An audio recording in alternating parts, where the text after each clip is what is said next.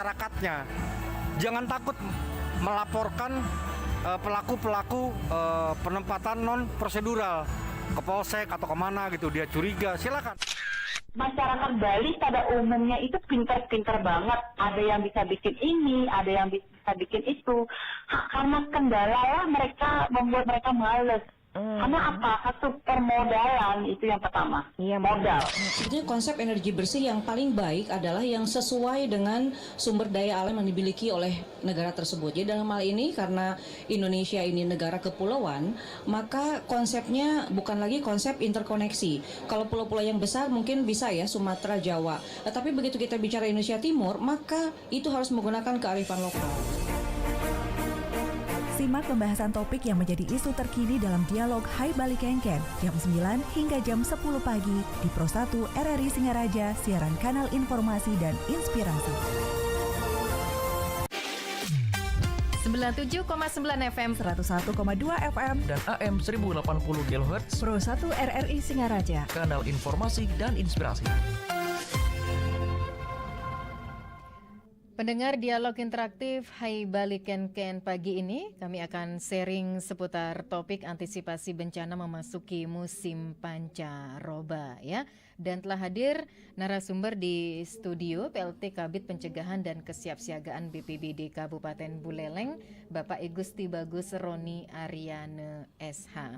Selamat pagi Swastiastu, Ji. Selamat pagi Om Swastiastu Ibu. Selamat pagi juga Om Swastiastu pemirsa RRI Singaraja. Ya, apa kabar untuk kesempatan hari ini? Lumayan sehat. Lumayan sehat, Ya. Astungkari ya. Ya. Walaupun kondisi lumayan sehat, tapi meluangkan waktunya atau menyempatkan waktunya hadir ke Pro 1. Nanti berbincang begitu ya bersama pendengar terkait topiknya antisipasi bencana memasuki musim pancaroba. Dan di ujung telepon kita juga bersama Ketua Kelompok Kerja Operasional Meteorologi Bapak Inyoman Gede Wirya Jaya. Om Swastiastu, selamat pagi Pak Wirya. Om Swastiastu, selamat pagi. Selamat pagi Pak Haji Roni. Selamat pagi Pak Wirya.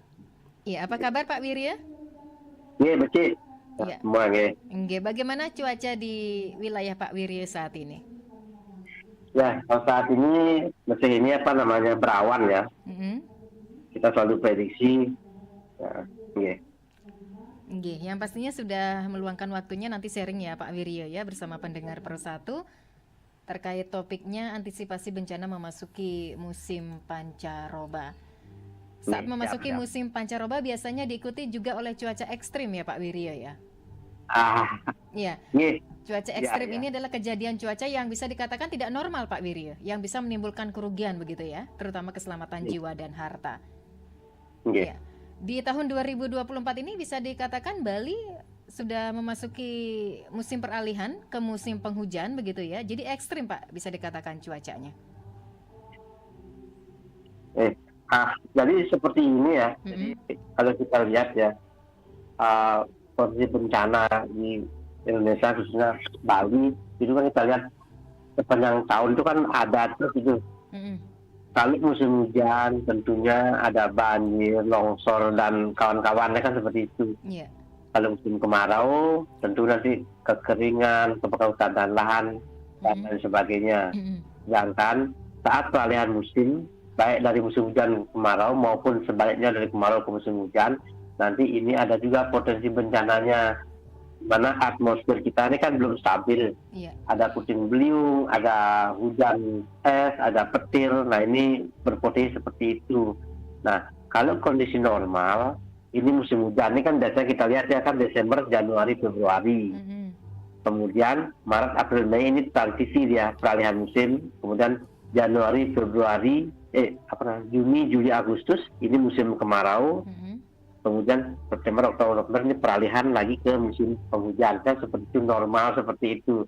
Nah, yang sering terjadi belakang ini adalah gangguan-gangguan baik secara global, regional maupun lokal.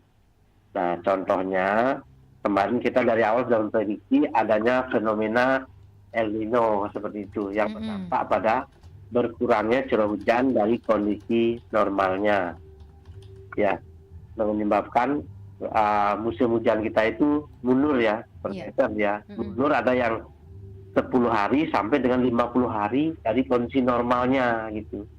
Sehingga musim hujan kita dampaknya menjadi semakin pendek dari kondisi normalnya. Jadi musim hujan kita tahun ini jadi pendek sekali. Bahkan nanti bulan Maret ini kita akan menyampaikan perakiraan awal musim kemarau. Nah, sedangkan puncak musim hujan kemarin kita sudah prediksi akan terjadi pada bulan Januari Februari ini. Ya, memang Februari kita lihat beberapa kejadian ekstrim yang sudah terjadi. Menurut Perka BMKG nomor 9 2010 yang termasuk dalam cuaca ekstrim itu kan ada beberapa ini. Yang pertama angin kencang, apabila kecepatan angin lebih dari 25 knot. Yang kedua puting beliung, nah itu termasuk ekstrim apabila angin itu dengan kecepatan 34,8 knot. Kemudian hujan lebat juga termasuk cuaca ekstrim ya, apabila curah hujan dalam satu hari itu lebih dari 50 mm. Kemudian visibility atau jarak pandang minimum dia itu 1000 meter. Kurang dari itu sudah termasuk ekstrim. Termasuk suhu termasuk ekstrim apabila dia mencapai lebih dari 3 derajat dari kondisi normalnya, itu sudah kita masukkan ekstrim. Sedangkan gelombang ekstrim juga kita sebut apabila dia sudah lebih dari 2 meter. Nah itu kita sebut ekstrim.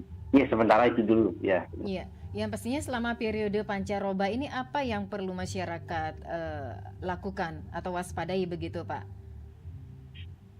Ya, pada saat pancaroba ini kita lihat kan atmosfer kita ini kan belum stabil gitu ya. Jadi kita perlu mewaspadai seperti adanya potensi puting beliung, adanya petir, segala macam itu perlu kita waspadai. Makanya kita selalu memberikan peringatan dini kepada masyarakat. Kita harapkan peringatan dini yang kita sampaikan kepada masyarakat bisa dimanfaatkan sebaik-baiknya untuk pengurangan risiko bencana yang mungkin terjadi. Nah, mengenai di mana-mana letak potensi bencana yang ada, ini kan ranahnya BPBD. Ini saya rasa BPBD sudah memetakan itu daerah mana yang berpotensi longsor, berpotensi puting beliung dan lain sebagainya. Mereka sudah bikin saya tahu teman-teman BPBD luar biasa sudah memetakan di daerah masing-masing yang mana berpotensi seperti itu ya. Oke, baik, saya nyambung ke Aji ya, menyambung apa yang disampaikan oleh Pak Wirya tadi. Otomatis ini BPBD harus gerak cepat ya Aji ya, ketika yang namanya bencana kan memang tidak bisa diprediksi begitu Aji ya. Jadi BPBD sudah punya mitigasi seperti itu. Ya, mungkin sudah ada identifikasi atau dipetakan daerah-daerah yang rawan bencana. Jadi gini, seperti tadi disampaikan juga oleh Pak Wirya, bahwasanya memang BPBD sebelum terjadinya bencana kita punya yang namanya mitigasi. Nah, pemetaan yang berpotensi rawan bencana itu kami sudah lakukan. Bahkan kami juga membuat kajian resiko bencana tahun 2022 sampai 2027 ya, melalui Perbup itu. Di Kabupaten Buleleng terdapat memang beberapa potensi kejadian bencana, di antara tanah longsor, banjir bandang, gempa bumi dan tsunami dan sebagainya. Nah, terkait dengan apa yang tadi disampaikan terkait pancaroba ini, bagaimana kita antisipasi khususnya masyarakat peralihan musim ini, bagaimana caranya. Kita sudah sampaikan beberapa informasi peringatan dini kepada masyarakat, itu juga tujuannya untuk mencegah potensi kerugian dan kerusakan termasuk jiwa kan gitu ya. Gitu. Ya, apakah bisa teridentifikasi begitu Ci ya, daerah-daerah yang rawan bencana di saat memasuki musim pancaroba ini? Ya, untuk yang berpotensi pada saat ini yang musim hujan puncak-puncaknya ini ya, Januari Februari, bahkan lanjut ke sampai tanggal 8 Maret ini. Musim puncak hujannya ini, potensi yang paling tinggi itu tentunya daerah atas, daerah perbukitan ini. Juga yang di kota, di timur, barat, semua potensi banjir. Kalau di atas tanah longsor ya. Kalau di kota memang saya juga ucapkan terima kasih banyak pada leading sektor terkait, terutama PU, sudah antisipasi kejadian bencana banjir ini, sudah membuat titik-titik shortcut jalur-jalur aliran banjirnya ini sudah jadi minim sekali nih untuk banjir genangannya. Kemudian cuma yang permasalahannya sekali kan di daerah barat ya, Geroga itu itu kan limpahan dari atasnya. Jadi saluran airnya memang masih kecil, potensinya tinggi sekali jadinya banjirnya itu. Tapi sampai saat ini belum ada korban jiwa. Nah, ini juga pada masyarakat memang harus mewaspadai sekali. Kami sudah sering sampaikan bagaimana kondisi cuaca ini, kita antisipasi bagaimana supaya tidak timbul korban jiwa. Gitu. Ya, kira-kira apa yang harus dilakukan oleh masyarakat, Ji, ketika sudah memasuki musim pancaroba ini? Ya, yang pertama ini kan yang sering terjadi dan memang kita identifikasi itu sampah. Nah, di sungai-sungai itu kan berkumpul ini sampah-sampah dari hilirnya. Berarti itu masih menjadi permasalahan Iya, ya, jadi Ji, permasalahan di Buleleng. besar Oke. itu. Yang lainnya saya rasa enggak terlalu. Sampah ini paling dominan ini dari analisa kami, dan memang yang kami catat itu dari Januari sampai hari ini, dari kejadian 123 kejadian itu khususnya banjir itu sumbernya pasti sampah. Gitu. Oke, berarti masyarakat harus menjaga kebersihan yang utama ya. Iya. Jangan membuang sampah sembarangan, Iya. apalagi di selokan. Iya, benar. Tapi saya lihat juga dari dinas lingkungan hidup juga sudah sangat intensif sekali itu mengadakan sosialisasi dan segalanya. Tapi ya memang merubah mindset masyarakat ini kan perlu waktu juga, tidak secepat itu. Mudah-mudahan kedepannya bagaimana masyarakat dapat mengendalikan ini, gitu aja. Oke, ya. Kira-kira apa yang tanda-tandanya begitu, Ji, ya, jika memasuki musim pancaroba ini? Tanda-tandanya seperti apa begitu? Apakah dengan mendung yang tebal atau gimana? Kalau tanda-tanda kita mungkin enggak terlalu yang ahlinya ini BMKG nih ya. Iya. Tapi tidak mesti mendung tebal itu hujan. Nah, iya, seperti betul. judul lagu kan. Iya, Mendung tidak berarti hujan. betul. Ya, tetapi untuk saat ini dalam proses pancaroba ini memang peringatan dini yang dikeluarkan oleh BMKG dan kami sampaikan juga ke masyarakat itu, memang potensi hujan itu pendek dia. Hujan lebat disertai kilat petir segala macamnya. Tapi kalau panjang ini, durasi 2 jam lebih, ini harus waspada. Kami di BPBD sudah siap terkait dengan kondisi darurat tersebut. Kami ada tim reaksi cepatnya, kami siap begitu ada laporan kejadian kami akan turun. Gitu. Oke, iya. Yang penting setelah menerima laporan awal gitu Iya. yang terjadi kebencanaan dimanapun itu, BPBD siap ya, Ji? Siap. Malam-malam pun turun. Oke. Atau mungkin BPBD sudah membentuk yang namanya relawan-relawan di masing-masing desa ya, Ji? Iya, betul.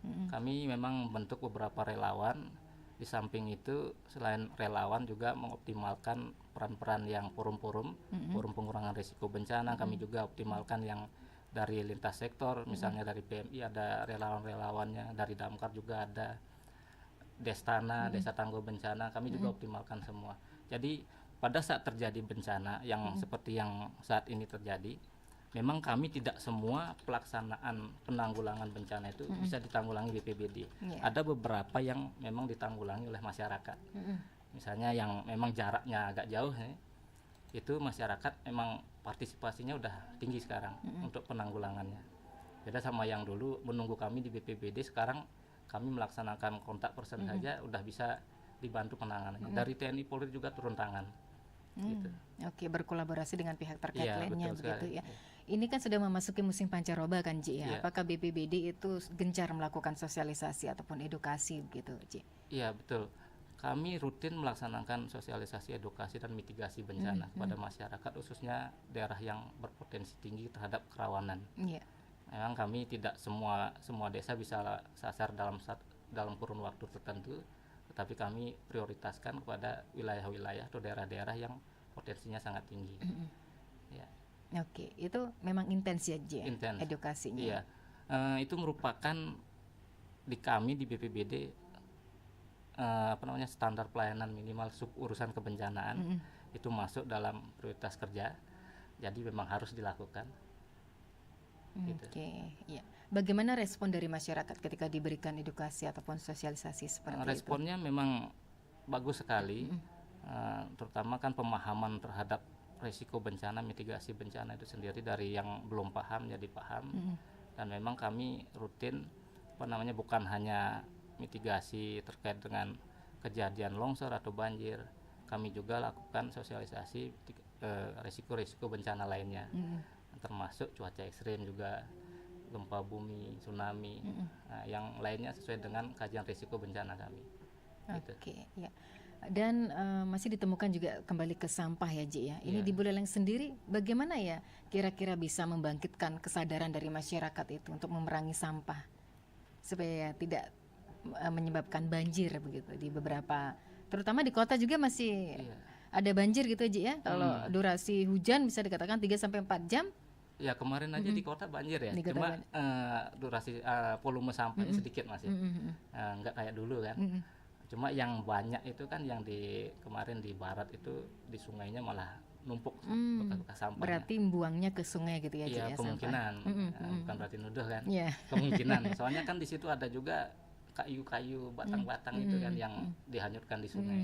Nah ini bagaimana menumbuhkan peran masyarakat ini kan dimulai dari dirinya sendiri, dari rumah tangganya, bagaimana memilah sampah di rumah tangganya, memisahkan organik dan non organik kan begitu. Kalau dari pemerintah sudah gencar sekali melaksanakan sosialisasi ini, tapi kembali ya mudah-mudahan dalam jangka waktu yang pendek ini bisa semuanya bisa terselesaikan terkait dengan sampah ini. Oke, saya kembali ke Pak Wirya. Pak Wirya. Siap. Iya. Salah satu ciri masa peralihan musim ini kira-kira sore hari atau sore menjelang malam nih Ki? Seperti 2 hari lalu di Buleleng sendiri ya Ji ya? Iya, itu betul. tiba-tiba deras ya hujannya Deras, ya? ya.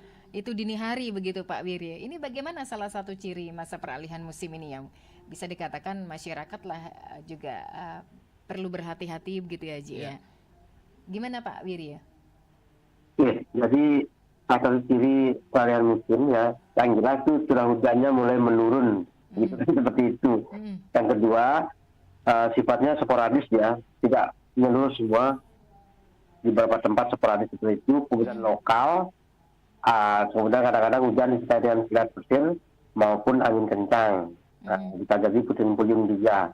Nah itu kurang lebih beberapa persanda adanya peralihan musim dari musim hujan kemarau maupun sebaliknya. Ya, seperti itu. Iya. Terkadang di wilayah Buleleng Pak Wirya ini intensitas hujannya tidak merata ya Ji ya? Iya betul sekali.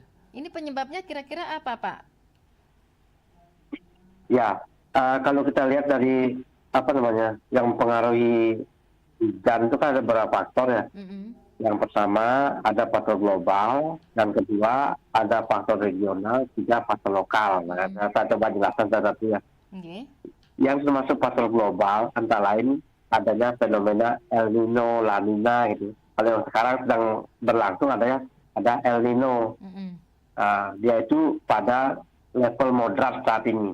Ya, dan kita harapkan pertengahan tahun ini dia akan masuk ke netral kembali. Ya, yang berdampak pada berkurangnya curah hujan dari kondisi normalnya. Kemudian faktor kedua adalah regional, itu musim. Ya, contohnya musim hujan, musim kemarau ini berpengaruh juga pada hujan kita. Yang ketiga adalah faktor lokal. Ya, ini termasuk topografis dan geografis setempat. Nah, ini berpengaruh sekali dengan hujan kita. Jadi kalau di Singaraja kan topografisnya dan geografis sangat berpengaruh sekali. Ada pegunungan di sebelah di selatannya, seperti itu. Itu berpengaruh ya. Tapi BMKG selalu memantau perkembangan cuaca ini dan selalu memberikan informasi peringatan dini apabila terjadi potensi cuaca ekstrim maupun hujan lebat seperti itu. Nah, jadi kalau umpamanya kita lihat ada potensi hujan lebat, kita selalu berikan peringatan ini ke stakeholder kita, termasuk BPBD, kemudian juga ke semua moda yang kita miliki, baik media sosial, media cetak maupun media elektronik ya. Semua kita berikan karena ini kan informasi publik ini, jadi masyarakat berhak mengetahui informasi ini ya, khususnya untuk pengurangan risiko bencana seperti yang disampaikan tadi ya. Baik, ya, yang pastinya untuk peralihan musim kemarau ke musim hujan ini diprediksi sampai bulan berapa ya Pak Wirya? Ya, kalau normalnya ini kan peralihan musim biasanya Maret, April, Mei ini. Kemudian puncak musim kemarau biasanya kita kan Juni, Juli, Agustus seperti itu. Ya, normal seperti itu. Tapi tentunya kita mempertimbangkan adanya gangguan-gangguan baik global, regional maupun lokal. Itu ya. Baik. Ya, yang pastinya tidak ada yang bisa dikatakan peningkatan begitu ya, Pak Wiryo ya, untuk curah hujannya seperti tahun-tahun sebelumnya begitu. Seperti kita lihat banyak untuk 10 hari terakhir sekarang ini tanggal 10 itu di Buleleng juga kita sudah berikan peringatan dini bahwa ada potensi hujan dengan intensitas sedang sampai dengan lebat, kita sampaikan dan kita update terus setiap 10 hari sekali, kemudian update lagi setiap 3 hari sekali, dan setiap hari kita update juga informasi tersebut. Ya, karena saya melihat kan masyarakat Bali ini, karena mungkin BPBD terlalu gencar ya menyampaikan, mengedukasi masyarakat sehingga masyarakat kita semakin cerdas itu. Kalau dulu kan BMKG memberikan informasi pada hari ini hujan sudah cukup. Nah, ternyata pertanyaannya hujannya di mana Pak? Dari jam berapa sampai jam berapa seperti itu. Nah, sekarang kita berikan informasi dari jam berapa sampai jam berapa, meluas ke daerah mana sudah kita sampaikan. Nah, sekarang pertanyaannya tidak sampai di sana saja. Jadi masyarakat menginginkannya, Pak, kalau hujan banyak sampai 3 jam hujan lebat, dampak seperti apa? Kan seperti itu. Itu tantangan bagi kami. Makanya BMKG mungkin tahun ini kita akan membuat yang namanya IBF ya, Impact Based Forecast. Jadi perakiraan berbasis dampak. Ya, untuk itu kami dari BMKG nggak bisa bekerja sendiri. Nanti kita akan menggandeng teman-teman di kebencanaan, khususnya BPBD. Sebagai contoh, umpamanya kalau hujan lebat berturut-turut 3 jam, itu dampak seperti apa itu berbeda. Baik daerah Sukosade maupun di Buleleng kota berbeda.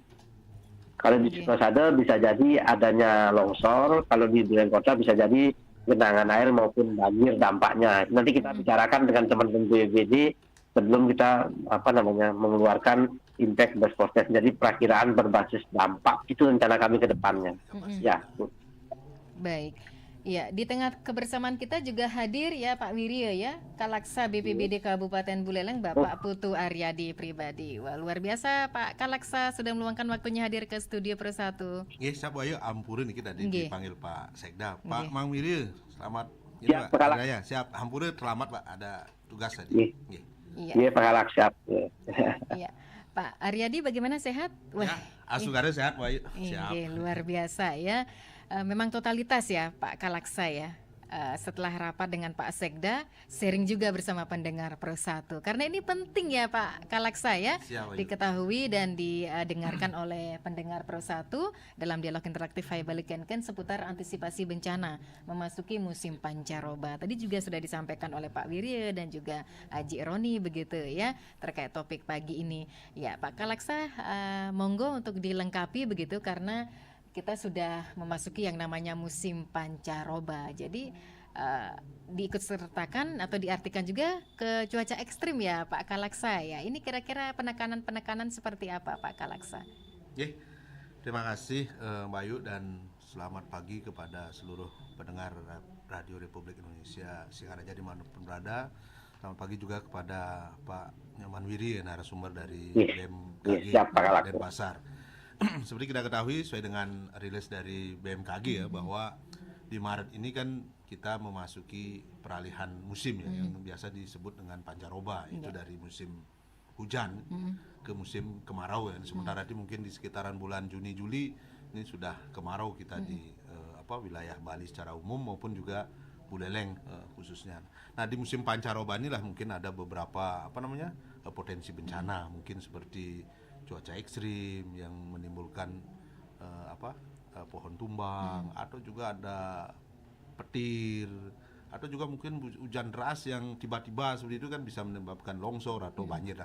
Pada kesempatan ini kami sebagai Kepala Pelaksana BPBD Kabupaten Buleleng menghimbau kepada seluruh warga masyarakat Buleleng tetap menjaga kewaspadaan, bagaimana kita tetap siaga dan juga terus memonitor informasi cuaca dari BMKG sehingga kita bisa lebih awas, lebih dini mengantisipasi jika terjadi sesuatu yang berpotensi bencana. Seperti itu, Mbak. Oke, ini selama musim hujan dari Januari ke Februari begitu ya Pak Kalaksa ya.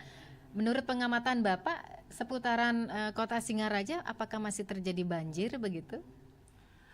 Kalau dibilang banjir ya kita namanya di Buleleng kan masih ada beberapa titik genangan air ya.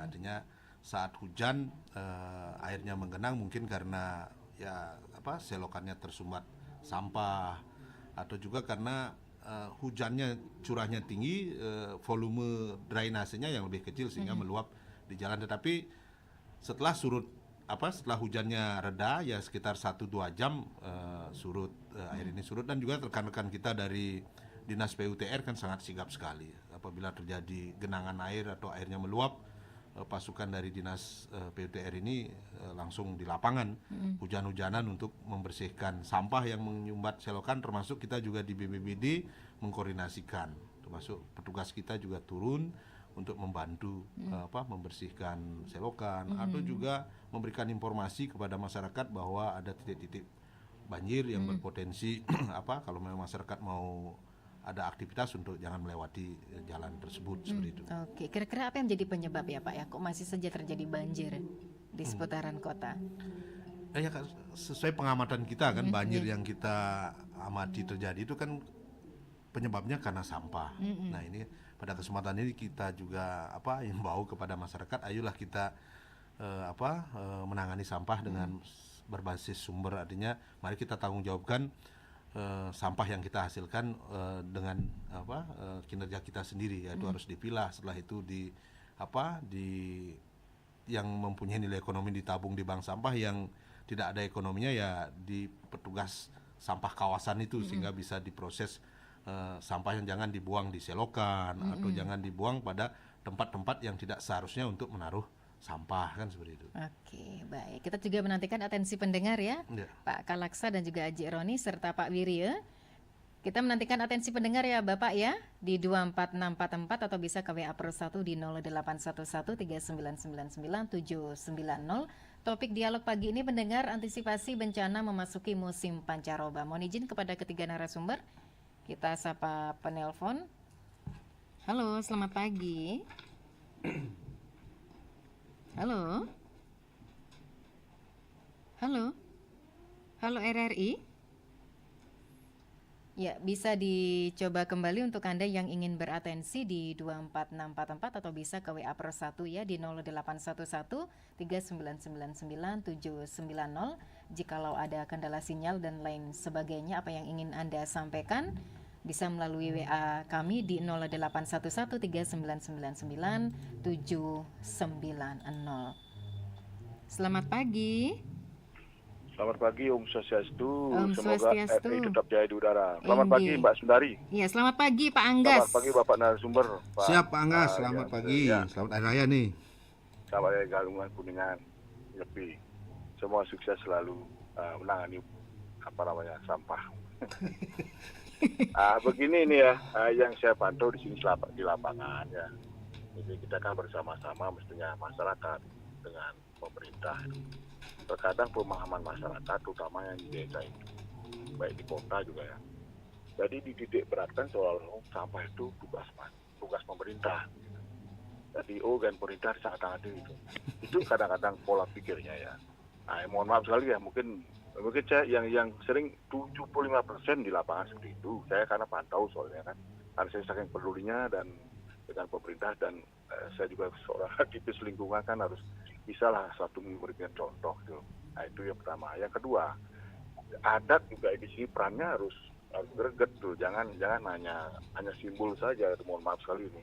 Di desa adat itu harus berbentuk paruman. Jadi sifatnya di sana adalah untuk membantu program pemerintah itu supaya nanti jangan buang sampah sembarangan, terutama di kali atau di got-got itu. Jadi setiap ketemu orang yang misalkan warga masyarakat di desa adat tersebut yang membuang sampah sembarangan, itu nanti minimal kita ada sanksi dulu, sanksi administrasi, yaitu mungkin ya sebatas kita di sini di Bali saya pakai wah tuh kadang-kadang kan itu apalagi perpegel misalnya yang ingin mencari massa sudah tahu dia melanggar, tidak sering terjadi seperti itu. Nanti takutnya nanti kalau dia mencari massa nanti periode keduanya tidak dipilih, takutnya seperti itu. Ketegasan ini kadang-kadang tidak mengukur dari kebenaran dengan SOP-nya dijalankan itu. Nah, sehingga nanti di sini agak kadang-kadang kali ulur gitu. Ini adat dan desa itu kan membentuk suatu peradaban. Ya mungkin jangan diladeni dalam hal surat menyurat atau mungkin sanksinya seperti itulah. Jangan sanksi denda sekian ratus ribu, itu kan menyusahkan buat saya. Terutama sanksi administrasi yang sudah dibentuk dalam parungan. Ditandatangani kesepakatan itu bersama ditandat pihak subat dan warga masyarakat atau masyarakat, itulah yang didengungkan kepada masyarakat baik di kota dan di pedesaan. Ini belum ada, Pak. Sehingga seolah-olah pemerintah sedang tangan itu. Saya lihat aja nyepi nanti ini, orang pantau nyepi di kota. Mencaru pasti orang harus diperanakan, Pak. Pasti orang, kan kenapa? Karena itu adalah nanti kadang-kadang PU kasihan juga sama dinas daerah itu yang ngambil sampahnya.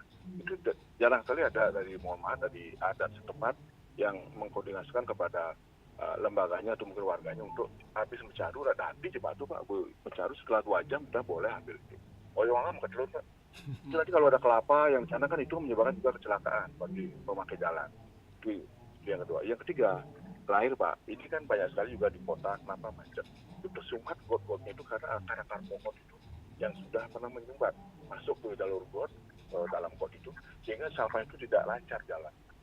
Banyak itu Pak tersumbat karena akar got. Nah mungkin bisa saja mungkin ada pemangkatan pohon seperti apa dibersihkan, sekali-sekali buka mungkin gotnya yang ada di pohon-pohon itu, buka, pasti ada akar sebenarnya nyangkut. Mungkin bisa dibersihkan. Hanya itu saja saran dari saya. Tapi yang paling penting adalah masyarakat harus ikut terlibat. Apalagi pemerintah sudah buat relawan setiap musim hujan, pemerintah BU terutama dan BPBD itu 24 jam. AP-nya enggak istirahat, langsung siap dipanggil. Saya tahu itu Pak, makanya saya salut dengan Pak Aryadi sebagai kepala Kalpas yang di BPBD dan teman-teman di PU juga yang instansi terkait, itu sigap sekali semua dengan relawannya semua. Nah itu orang ayah Pak, dia PR yang dapat, bukan RP dicari, PR pekerjaannya. Itu saja dulu Pak, sekian dan terima kasih. Om, Santi Om. Wah, terima kasih Niki Pak Anggas atas partisipasinya luar biasa. Segala macam informasi nih nyampe nih. Dan ini yang memang dibutuhkan ya oleh narasumber pendengar. Anda bisa menginformasikan, memberitahukan bahwasannya apapun yang terjadi di lapangan itu kan juga membantu dari peran pemerintah ya untuk ditindaklanjuti dan juga untuk kebersamaan bersama, terutama masalah sampah begitu ya. Itu tidak hanya dititik beratkan kepada pemerintah, itu peran kita bersama, kerjasama masyarakat juga dibutuhkan, baik itu kesadarannya dan juga kebersamaan untuk membersihkan lingkungan dan juga got-got yang ada di sekitar kita. Selain Pak Anggas, kita nantikan atensi pendengar lain di 24644 dan sepertinya sudah ada WA Niki dari Pak Romi. Pertanyaannya, apakah sama antara mitigasi bencana dengan waspada bencana?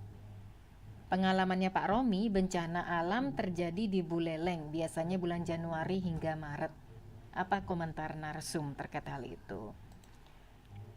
Dan berikutnya hanya sekedar menyapa ya dari kakek gaul untuk ketiga narasumber. Tetap semangat. Baik, sembari menantikan atensi pendengar lain di 24644 atau bisa ke WA +1 di 0811399790. Mohon izin kepada ketiga narasumber, kita jeda sejenak. 97,9 FM, 101,2 FM, dan AM 1080 kHz Pro 1 RRI Singaraja, kanal informasi dan inspirasi.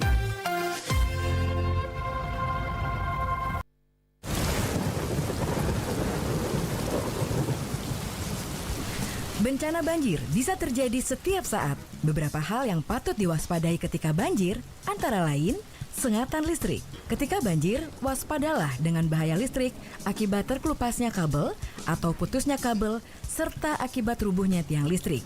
Matikan aliran listrik sesegera mungkin atau hubungi PLN untuk mematikan aliran listrik di wilayah terkena bencana. Terperosok lubang dan selokan tidak terlihat saat banjir. Karena itu waspadalah dengan lubang, gorong-gorong, dan selokan atau saluran air. Arus air yang kuat. Arus air saat banjir sangat kuat dan bisa menghanyutkan. Oleh karenanya, kenalilah daerah yang berarus deras di wilayah masing-masing. Water hammer. Air dapat merendam kendaraan dan mengakibatkan kerusakan. Benda yang terbawa arus. Banjir isinya bukan hanya air saja, tapi juga benda-benda yang terbawa arus seperti halnya potongan pohon, kayu, benda-benda lainnya. Benda-benda tersebut bisa tajam dan membahayakan. Hewan berbisa. Hewan berbisa dari sekitar sungai juga bisa hanyut dan terbawa ke dalam rumah atau tempat pengungsian. Jika tidak bisa menghadapi dengan tepat, hewan berbisa bisa menggigit bahkan menyebabkan kematian. Air yang tercemar. Air yang terkena banjir seharusnya tidak dikonsumsi karena sudah tercemar sehingga bisa menjadi perantara berbagai penyakit seperti diare, leptospirosis, dan lain-lainnya. Bahaya banjir bisa dicegah dengan kesiapsiagaan terhadap banjir.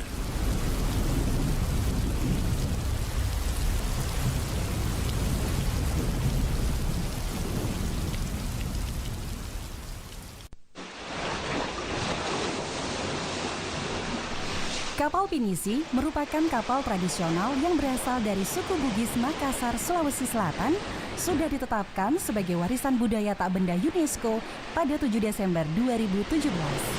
Kapal ini memiliki nilai budaya yang tinggi, dibuat menggunakan teknik dan bahan-bahan tradisional diwariskan turun-temurun. Kapal legendaris ini dipakai oleh masyarakat suku Bugis mengarungi lautan Nusantara hingga ke berbagai belahan dunia. Kapal Pinisi mencerminkan keindahan desain dan kecanggihan teknik maritim. Dengan layar-layar yang memikat dan bentuk yang khas, kapal ini menjadi simbol kejayaan pelayaran Nusantara. Berfungsi tidak hanya sebagai sarana transportasi laut, tetapi juga sebagai pewaris budaya yang kaya dengan sejarah dan cerita-cerita petualangan yang menarik. Dengan kemegahan kapal Pinisi, kita bisa meresapi warisan maritim Indonesia yang memukau.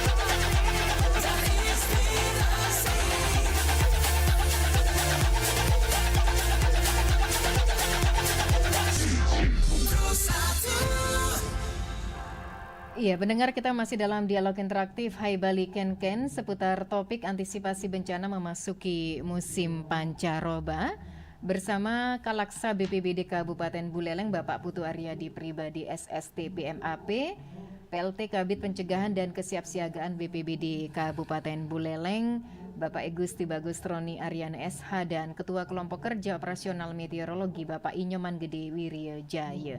Dan sepertinya apa yang disampaikan oleh pendengar ini lebih ke BPBD ya. Nggih, langsung untuk ditanggapi dari yang disampaikan oleh Pak Anggas dan juga pertanyaan dari Pak Romi ya, sembari menantikan atensi pendengar di 24644. Yang pertama Pak Kalaksa, monggo ditanggapi Bapak. Ya, terima kasih Mbak Ayu dan terima kasih juga kepada Pak Anggas ini atas saran masukan ya, sebagai kami di BPBD. Pak Anggas sudah memberikan informasi terkait dengan kegiatan-kegiatan yang harus kita laksanakan untuk bisa mencegah atau mengurangi potensi bencana. Pertama yang terkait dengan masalah sampah. Nah, sampah ini kan memang sangat pelik ya, karena ini kan berhubungan dengan perilaku masyarakat kan. Nah, karena sampah ini sangat berhubungan sekali dengan perilaku. Oleh karena itu, mari kita bersama-sama bahwa penanganan sampah ini tugas kita bersama, pemerintah maupun juga dunia usaha maupun juga akademisi pentahelik lah, termasuk juga masyarakat sendiri juga harus bersama-sama bagaimana melaksanakan program pemerintah, yaitu penanganan sampah berbasis sumber. Ya memang agak berat, tetapi ya harus kita kerjakan karena sampah ini milik kita dan kita harus kerjakan bagaimana penanganannya sehingga sampah tidak menjadi masalah lingkungan.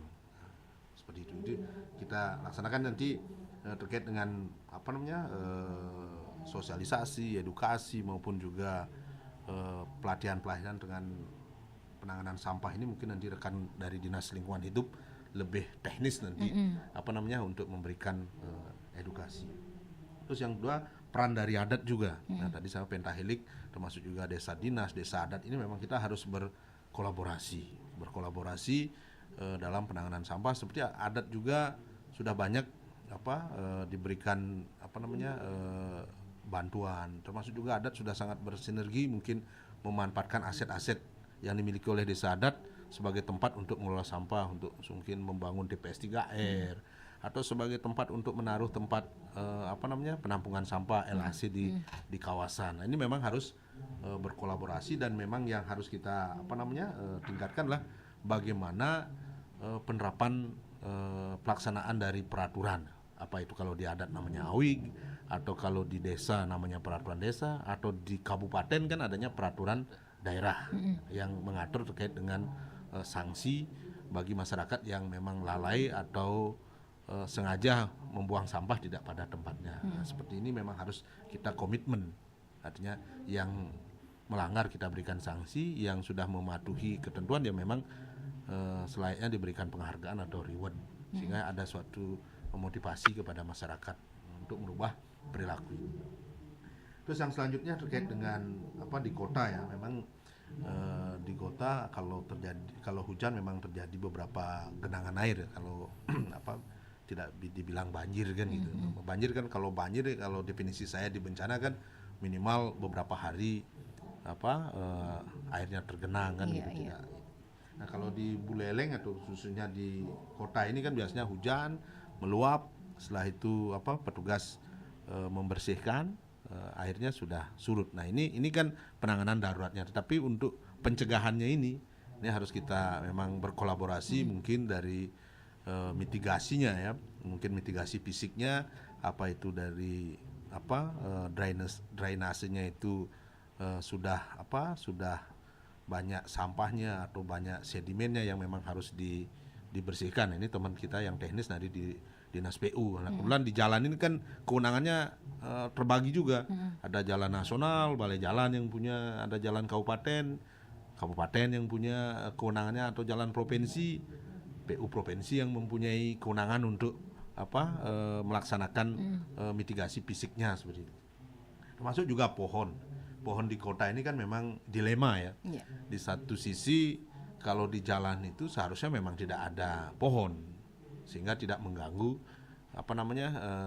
lalu lintas kan gitu. Tetapi di satu sisi kita juga membutuhkan pohon saat musim hujan atau musim panas. Ini kan diperlukan pohon juga sebagai tutupan lahan oksigen kan seperti itu, sehingga kota kita tidak panas kan seperti. Nah, ini tinggal kita menata saja. Yang kebetulan juga pohon-pohon kita yang di kota Singaraja kan umurnya sudah tua dan juga besar. Ini memang banyak yang sudah mengganggu jalan sehingga jalannya kembung kan, karena akarnya masuk, jalannya agak bergelombang. Mungkin juga ada yang masuk ke got, ke drainase, sehingga seperti apa yang disampaikan dari pengamatan Pak Anggas tadi, banyak akar pohon di kota ini yang di sepanjang jalan di kota ini sudah masuk ke dalam got yang sudah mengganggu aliran air, drainasenya terganggu, sampah tersumbat sehingga jadi banjir. Nah, ini juga memang kita perlu ke depan bersama-sama dengan dikoordinasikan oleh Dinas PU ini kan untuk penanganan ini dengan balai jalan provinsi maupun juga kabupaten, karena ruas jalan di kota ini kan ada yang punyanya nasional, ada yang provinsi, ada yang kabupaten. Memang harus duduk bareng bersama untuk menangani ini, termasuk juga penentuan jenis pohon yang memang kalau memang ini perlu diremajakan kan gitu.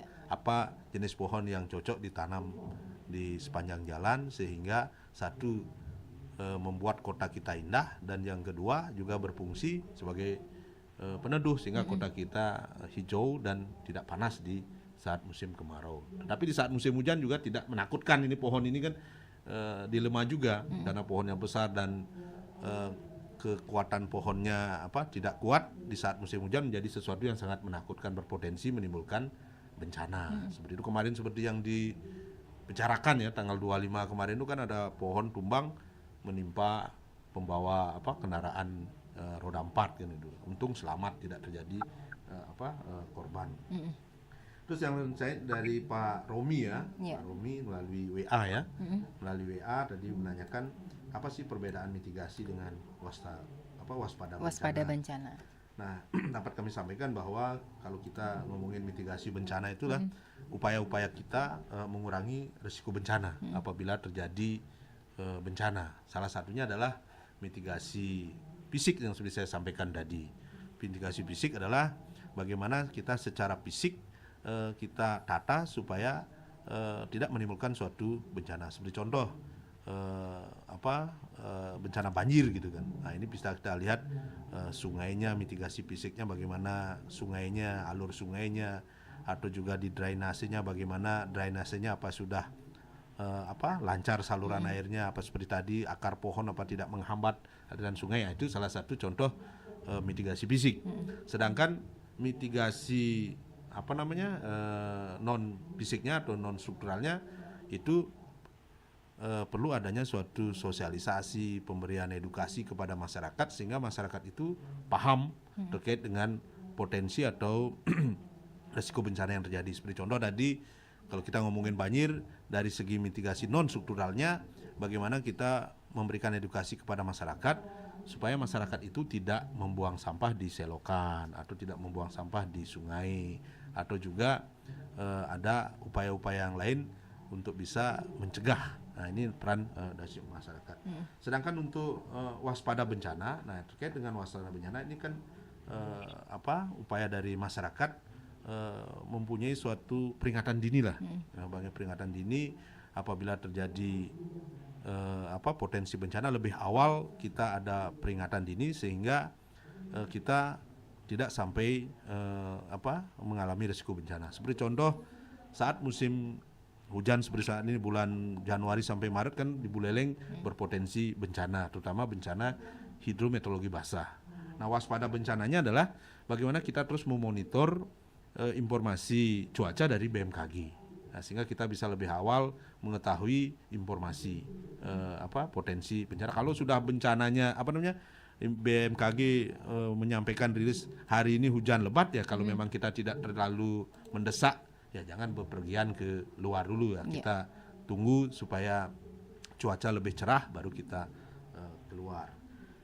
Masuk yang tadi sampaikan apa di Buleleng Januari sampai Maret sering terjadi bencana. Komentar narasumber kan seperti ini dari Pak Romi, sama juga seperti saya sampaikan tadi, kalau sesuai dengan siklus ya, di Buleleng ini kan puncak musim hujan biasanya kan kisaran dari bulan Januari sampai dengan Februari. Nah, Maret April ini sebagai pancaroba. Nah, di saat Januari Februari inilah puncak musim hujan ini berpotensi menimbulkan bencana hidrometeorologi karena curah hujannya cukup tinggi. Ini bisa menyebabkan potensi bencana banjir, ada tanah longsor, ada pohon tumbang, atau mungkin di laut bisa juga gelombang pasang, atau juga di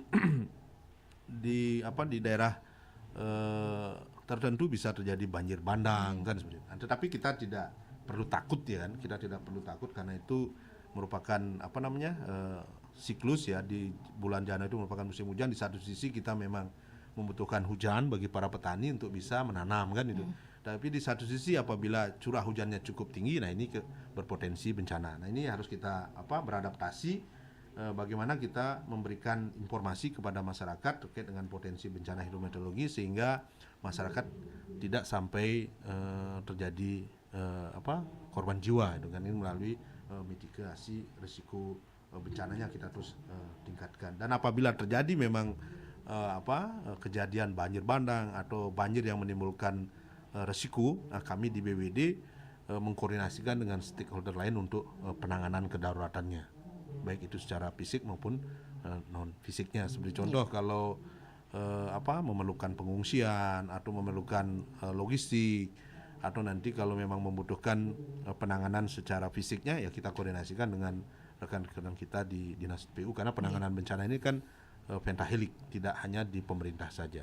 Mungkin bisa ditambahi dari Pak Roni, silakan Pak Roni. Baik, sebelum ditambahkan ada WhatsApp kembali Niki dari Ibu Made yang ada di Sambangan. Ibu Made menyatakan apresiasinya dan terima kasih atas kerja keras kepada narasumber yang telah menangani masalah bencana. Salut ya Ibu Made ya. Dan ditekankan bahwa perilaku orang tentang sampah itu memang masih rendah, serta perlu waktu lama mengubah perilaku tersebut, begitu ya. Atensi dari Ibu Made di Sambangan. Silakan Ji Roni untuk menambahkan. Ya, terima kasih Pak. Izin Pak Kala, perlu sedikit saja untuk tambahan karena tadi Pak Kala juga udah panjang lebar ini. Terima kasih Pak Anggas atas apresiasi dan masukannya. Memang betul kalau kita bersama-sama pasti kita untuk sampah ini pasti selesai kalau misalnya. Tapi kalau cuma bersama-sama saja tanpa dukungan-dukungan yang lainnya juga, terutama dari peran adat tadi disampaikan, tentunya ini juga sangat membantu sekali kita dalam mengurangi bagaimana mencegah adanya banjir dan segala macamnya.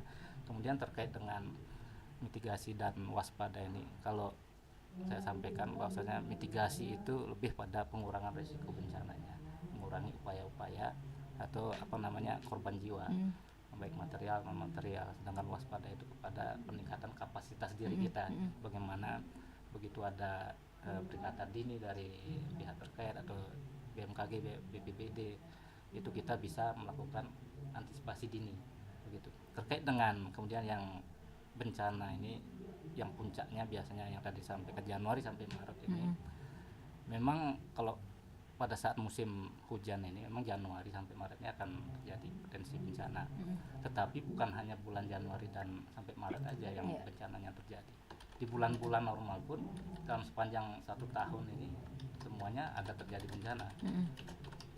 Dari April sampai Desember. Kalau di akhir tahun itu kan memang biasanya kalau normal itu kekeringan ya.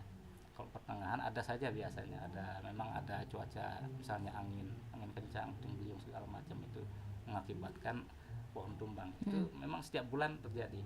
Cuman Januari dan Maret ini kan memang puncaknya musim hujan. Jadi intensitas kejadian itu banyak dia. Tetapi tahun 2024 ini dibandingkan tahun 2023 jauh berkurang. 2024 ini hampir setengahnya. Kalau tahun kemarin itu sekitar untuk Februari saja udah 120 lebih. Sedangkan Februari tahun ini 2024 ini baru 70-an. Nah, mudah-mudahan ke depan ini bagaimana kita meningkatkan mitigasi ini, jadi bencananya bisa berkurang. Demikian. Ya, oke. Baik. Ini yang terakhir mungkin Pak Wirya ya. Pak Wirya, tadi sudah banyak ataupun panjang lebar disampaikan oleh pendengar terkait topik pagi ini. Mungkin Pak Wirya ada penekanan tertentu Bapak? Mohon maaf ya, kita tidak bisa buka kembali line telepon 24644 berhubung waktu yang kurang lebih 3 menit ke depan. Pak Wirya? Ya.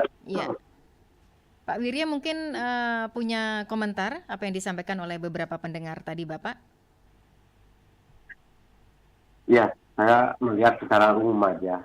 Jadi memang bencana ini kan terjadi sepanjang tahun. Kemudian kita juga yang membuat namanya mitigasi bencana seperti tadi kan itu merupakan rangkaian upaya untuk pengurangan risiko bencana ya, baik melalui pembangunan visi seperti tadi Pak Alak tadi, maupun penyadaran dan peningkatan kemampuan menghadapi ancaman bencana tersebut. Nah, kemudian kita lihat tujuan mitigasi bencana ini kan ada beberapa, antara lain yang mengurangi dampak yang ditimbulkan itu bagi masyarakat, kemudian juga sebagai landasan pedoman untuk pembangunan untuk perencanaan pembangunan. Jadi perlu juga mitigasi bencana ini. Yang berikutnya meningkatkan pengetahuan masyarakat. Jadi yang sering dilakukan oleh teman-teman BPBD yaitu mengedukasi masyarakat. Yang pertama untuk meningkatkan pengetahuannya, seperti sekarang ada sosialisasi, ada dialog seperti ini. Kemudian yang kedua, meningkatkan keterampilan mereka melalui simulasi. Jadi pengetahuan maupun keterampilannya kita tingkatkan.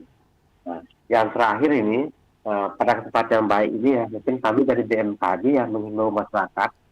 Yang pertama, agar selalu waspada dan berhati-hati terhadap potensi bencana hidrometeorologi yang mungkin terjadi, khusus pada saat peralihan musim ini. Yang kedua, agar masyarakat selalu mengupdate informasi dari BMKG, khususnya yang terkait dengan peringatan dini, untuk dimanfaatkan dalam pengurangan risiko bencana yang mungkin saja terjadi. Yang ketiga, agar selalu mengupdate informasi melalui sumber resmi dari BMKG, dari BPBD, SAR dan sebagainya, dan tidak mudah terprovokasi oleh informasi yang bersifat hoax ya, karena ini sering terjadi. Yang keempat, apabila masyarakat masih membutuhkan informasi dari BMKG, baik mengenai cuaca, iklim, gempa maupun tsunami, dapat menghubungi BMKG di nomor telepon 0361 75 1122. Untuk operasional kami 24 jam tanpa hari libur, bahkan nyepi pun kami tetap berdinas. Karena yang namanya bencana itu tidak pernah bilang dia hari nyepi saya libur, kan tidak pernah seperti itu. Sehingga kita harus selalu siap siaga. Oke, demikian Ibu, terima kasih. Baik, terima kasih Pak Wirya atas penekanannya Niki, karena berhubung waktu ya sangat singkat dan terbatas. Sebagai penutup, perwakilan dari Pak Kalak ya untuk menyampaikan closing statementnya, apa yang mesti disampaikan atau ditekankan, diharapkan kepada masyarakat terkait dengan peralihan musim Niki, antisipasi bencana tentunya memasuki musim pancaroba. Silakan Pak Kalak. Ya, terima kasih Mbak Ayu atas waktunya. Yang pertama kami ucapkan terima kasih kepada RRI Singaraja yang terus sebagai mitra kami, pentahelik kami, memberikan waktu dan kesempatan untuk mensosialisasikan terkait dengan kebencanaan ini. Yang kedua, kepada seluruh masyarakat Kabupaten Buleleng atau pendengar RRI dimanapun berada, karena bulan Maret ini merupakan musim pancaroba, yaitu peralihan dari musim hujan ke musim kemarau yang berpotensi ada cuaca ekstrim. Pada kesempatan ini kami sampaikan tetap waspada, siaga dan monitor peringatan dini yang tadi disampaikan seperti Pak Widi tadi. Kita monitor terkait dengan perkembangan cuaca dari BMKG yang merupakan lembaga resmi yang merilis perakiraan cuaca. Sekian, terima kasih. Ya, terima kasih atas closing statementnya menutup perbincangan kita pagi ini. Terima kasih kepada Bapak Putu Aryadi Pribadi SSTP MAP selaku Kalaksa BPBD Kabupaten Buleleng, Bapak I Gusti Bagus Roni Aryana SH selaku PLT Kabid Pencegahan dan Kesiapsiagaan BPBD Kabupaten Buleleng, serta Bapak Inyoman Gede Wiryajaya selaku Ketua Kelompok Kerja Operasional Meteorologi. Selamat bertugas kembali Pak Wirya. Terima kasih Bu. Terima kasih sudah berbincang bersama RRI, dan kepada Pak Kalak serta Jironi, selamat bertugas kembali, salam sehat selalu. Demikian pendengar Dialog Interaktif Hai Balikankan untuk edisi hari ini Selasa 5 Maret 2024. Terima kasih atas kebersamaannya dan sampai jumpa. 97,9 FM, 101,2 FM, dan AM 1080 kHz Pro 1 RRI Singaraja. Kanal informasi dan inspirasi.